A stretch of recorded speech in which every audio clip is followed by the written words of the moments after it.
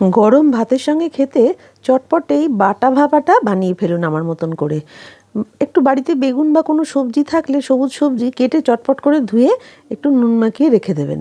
এবার আমি কতগুলো মশলা বলছি দেখুন, সেগুলোকে বেটে নিতে হবে। আগে শিলে বাটা হতো, এখন মিক্সিতে বাটা হয়। সমপরিমাণে কালো সর্ষে, সাদা সর্ষে আর তিল আর 1 চামচে পোস্ত বাটা। আর তার সঙ্গে দিয়ে দিতে হবে একটু নারকেল কোড়া, থাকলে ভালো, না থাকলে না দেবেন, কোনো অসুবিধা নেই। আমি এখানে বড়ি নিয়েছি, বেগুন নিয়েছি, সঙ্গে একটা কাঁচা লঙ্কা দিয়ে দিয়েছি। আর এখানে আমি মিক্সির মধ্যে বাটছি। মিক্সির মধ্যে সব কটা মশলাকে দিয়ে দিলাম। পরিমাণ মতন ঝালটা নিজেরা দিয়ে দেবেন, একটু নুন দেবেন, একটু জল দেবেন। অল্প জল দিয়ে ঘুরিয়ে নিয়ে তারপরে একটু একটু করে জল দিয়ে মশলাটা বেটে নেবেন। প্রথমে জল দিলে কিন্তু বাটাটা ভালো হবে না, একটু একটু করে জল দিয়ে মিশিয়ে বাটতে হবে। দারুণ একটা রেসিপি আজকে শিখিয়ে দিচ্ছি। এর মধ্যে দিয়ে দিলাম একটু কাঁচা সর্ষের তেল। এবার আবার ওটাকে বেটে নেবো, এমনভাবে বাটবো যেন বেশ ভালো মিহি পেস্ট হয়ে যায়। হাত দিয়ে দেখবেন পেস্টটা কি সুন্দর হয়েছে, খুব মিহি পেস্ট হয়ে যাবে। তবে একটু সর্ষে পোস্ত তো দানা থাকবেই। এবার একটা টিফিন কৌটোর মধ্যে সব মশলা বাটাগুলোকে একসঙ্গে দিয়ে দিলাম। এই টিফিন কৌটোটা কিন্তু আমার অনেক পুরনো টিফিন কৌটো, আমার শাশুড়ির আমলের টিফিন কৌটো। দেখে পুরনো টিফিন কৌটো ভাববেন না যেন, পুরনো টিফিন কৌটো ভেবে কিছু মনে করবেন না। তো এর মধ্যে আমি সব কিছু দিয়ে মাখিয়ে ফেললাম।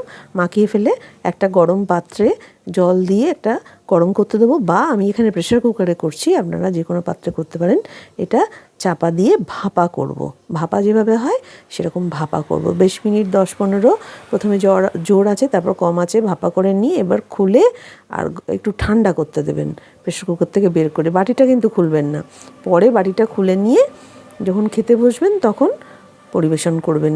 প্রেশার কুকারে আমি 3-4টে স্টিম মেরে বন্ধ করে রেখে দিলাম, বা একটা স্টিম মেরে একটু বন্ধ করে কিছুক্ষণ রেখে দিতে হবে, বা কম আঁচে রাখলে কিছুক্ষণ ভালো। এই দেখুন পাথরটা, ওপরে একটা পাথর চাপা দিয়েছিলাম, আমি খুললাম, গরম রয়েছে এখনও কৌটোটা। এবার আস্তে করে আমি সাঁড়াশি করে নামিয়ে নিচ্ছি। কি সুন্দর ভাপেটা হয়েছে, দেখেই তো একদম ভালো লাগছে। আর এক্সট্রা ঝাল খেতে হলে ওপর থেকে কাঁচা লঙ্কা দিয়ে নেবেন, পরে সেটা মেখে খাওয়া যাবে। এবার আমি এটাকে একটু ঠান্ডা হওয়ার পর বের করছি। আমি প্রেশার কুকারের মধ্যে রেখে দিয়েছিলাম বন্ধ করে, ঠান্ডা হওয়ার পর বের করছি। আর একটা বাটির মধ্যে দিয়ে উল্টে দিচ্ছি। কখনো একদম ফুল পুরো শেপেই বেরিয়ে চলে আসে, কখনো আবার আসে না। তো এইটা গরম গরম ভাত নিয়ে, আর আপনারা বাড়িতে লোকজন এলেও করে দিতে পারেন। চিংড়ি মাছ দিয়ে করতে পারেন, সবজি দিয়ে করতে পারবেন। কিছু না থাকলে শুধু মশলা বাটা ভাপাই করবেন, দুর্দান্ত খেতে হয়, অপূর্ব সুন্দর খেতে হয়। করে দেখবেন, দেখে আমাকে তখন জানাবেন, জানাতে ভুলবেন না। আর ভালো লাগলে সঙ্গে থাকবেন, চ্যানেলটা লাইক, শেয়ার, সাবস্ক্রাইব করে দেবেন। এবং আরও অনেক এরকম রেসিপি নিয়ে আপনাদের সামনে আসবো বন্ধুরা। তাহলে আজকে এই পর্যন্তই থাকি। নমস্কার, শুভরাত্রি।